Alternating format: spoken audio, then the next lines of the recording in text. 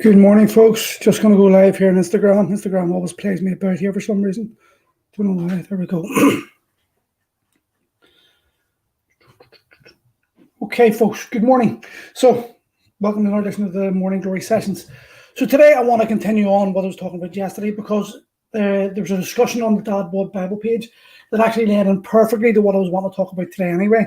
And it sort of set the example of what I was talking about. So when I talk about using the scales as a measuring tool, there are people will automatically come in with different opinions. And that's fine. Listen, if you find yourself in a healthy weight range and you don't like when the scales, but you're healthy and you feel good, brilliant. Keep doing what you're doing.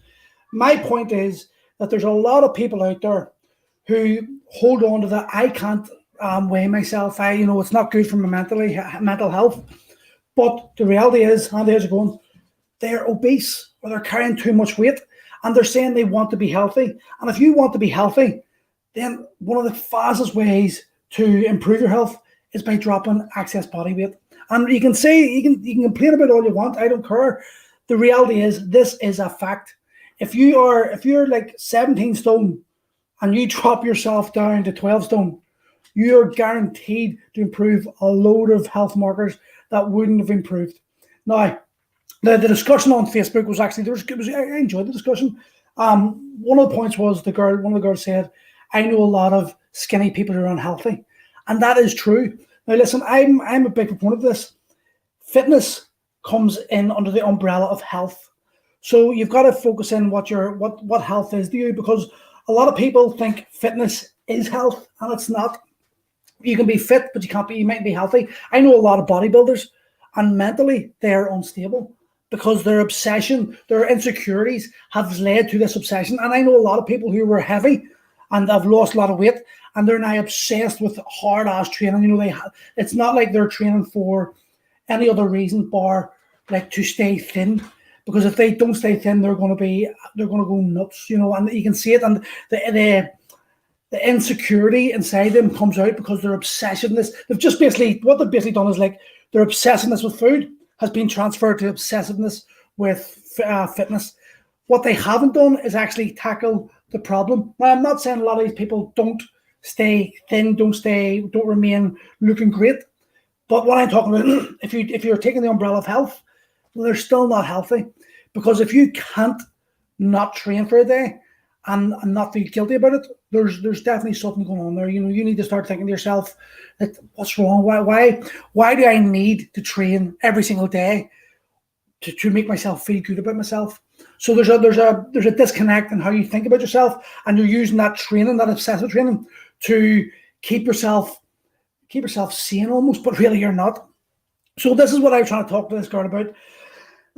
Sorry, my wisdom tooth coming up, my throat's killing me. This is what I was trying to talk about to this girl. Skinny people are not healthy. Fat people are not healthy. You need to find that balance point. Okay, there needs to come this point where you're secure in yourself, shall we say? You should be using your fitness journey as a way to expand your belief in yourself. Once you realize that not missing a training session isn't bad for you, and once you realize that if you eat some food you're not meant to once in a while, it's not going to be bad for you. It's actually probably going to help you psychologically, because you're going to allow yourself to let go of a while. Then you're going to start getting yourself into a position where the training and the fitness. Jackson, get out. Dog's nightmare with the cats. So you need to start thinking like this. We need to start considering what is health, and why is it you're training, and why is it you're scared of weighing yourself, and why is it that you feel that if you step on the scales every day, it's a bad thing? Why is it that you're allowing the numbers on the scale to dictate your mood? Because at the end of the day, all these things are simple numbers on the scales. But if I stand the scales and the scale gives me a reading back, it's literally giving me a reading. It's not me. It's me who decides it's me who decides what that reading means. Does it mean that I'm good? Does it mean that I'm bad? And that is a problem. And if you can't recognize that, and you can't actually begin to understand that there's maybe some sort of disconnect in the way you think about this, well then you're never going to get to the root of the problem. And ultimately, we do fitness because we're not happy in our lives. That's a lot of people are doing fitness because they hope that fitness is going to be the magic banana that's going to help them become the person they want to become, not realizing that it's the journey that you go through during fitness that is going to create that person. When you have to go through struggle, when you have to go through like things that are going to put you out of your comfort zone and you overcome them, well then you're going to start understanding that it's the doing that is actually going to help you get better. Now, if you can't step on the scales without freaking out about why those scales are, what the numbers are reading back of you, then you how's it going, mate? Then you need to start looking at yourself and asking the question, why? Why is it that if I step on the scales and it's lower or what I'm expecting, I'm going to be in a good mood, but if it's above it, I'm going to be in a bad mood. Now, one of the other ways I like to use to measure progress is clothes. I tell people, get a t-shirt or get a shirt or get a t-shirt, jumper, whatever it is, suit jacket that you liked, but you know that's just, you could probably still wear it, but you can feel it, under the arms, it feels that wee bit tight. If you can get that and then you put it on and then you put it on and it feels looser, well, you're on the path. The problem is, if you're not doing that every day, then you're not really going to be in a position to understand whether is that t-shirt just feeling tight because you had a big carb meal the night before? Is it feeling loose because you've maybe fasted for a couple of days, you haven't been eating as many calories and you're feeling a bit loose, you're feeling a bit deflated, and your muscles haven't got the fluid in it, so you've lost a lot of fluid. There's different factors. The thing about the weighing is it's systematic, it's every day. So you've got this ability to track every single day, and you've got these numbers that, although we're talking about bathroom scales, they're not going to be totally accurate. If you're on the same scales, the same time, same day, it's going to have in and around a guide that's going to help you out.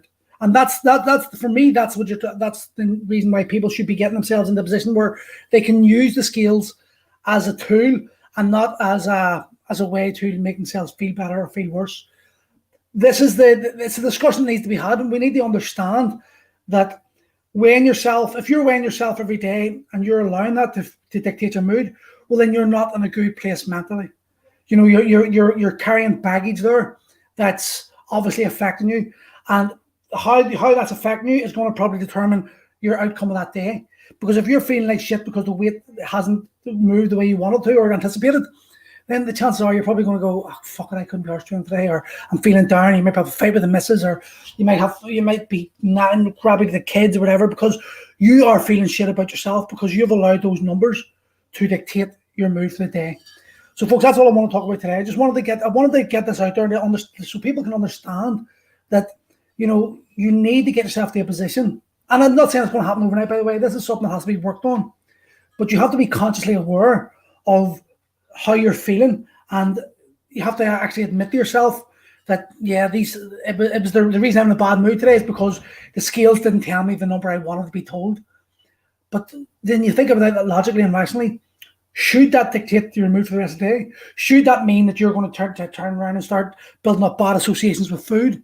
Should that mean you should starve yourself because it didn't happen? No, it just simply means cut back on a couple of calories a day. Be honest with yourself the day before. For females, I know it's about men, but for females, what time of the month are you on? What time of your month you're on is going to be a big factor on how the scales weigh. Are you going to did you go crazy the weekend? If you went crazy the weekend, then you have to be rational and realize that, okay, I'm probably going to be weighing a few kilos heavier because I'll down a load of pints and had a takeaway and a bit of pizza. That's going to put on some weight. It's just how it is. But if you're consistent with your training and you're consistent with your eating 80% of the time, and you're just doing what you're doing, the fluctuation in scales should not dictate your mood. It should not dictate how you feel about yourself, and it certainly should not impact how you react with other people. And if it is, well, then you need to start addressing that position, because that is what's holding you back. Anyway, I'll see you tomorrow, and have a good day.